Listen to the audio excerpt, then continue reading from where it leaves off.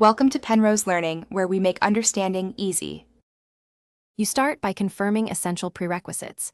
Make sure your stamina or dash meter is at least 20% so you won't stall mid-move.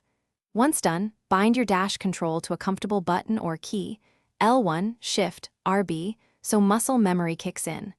Make sure to face the intended direction and optionally lock on to a target for automatic alignment. This reduces wasted movement. Practice a single short tap to trigger a quick dash. Hold briefly for longer bursts, and observe the meter so you don't overcommit. Once you can reliably trigger a dash, connect it into the middle of your combo chain. You should mix dash with 1 to 2 light attacks to keep tempo and pressure. This makes your movement both offensive and evasive.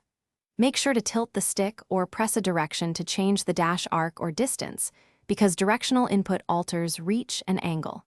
If you need to bail, cancel into a dodge or slide within 3 to 5/10 of a second. This safety window prevents predictable recovery and keeps you in control.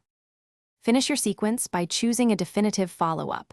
Use a heavy attack when you're up close or backstep to reset spacing if you overshot.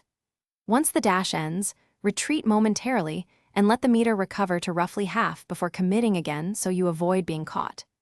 If your dash doesn't trigger reliably, remap the key to remove input conflicts and check the controller dead zone or sensitivity.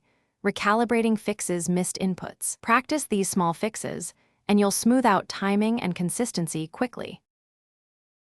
Thanks for watching. If this was helpful, leave a like and consider subscribing. See you next time.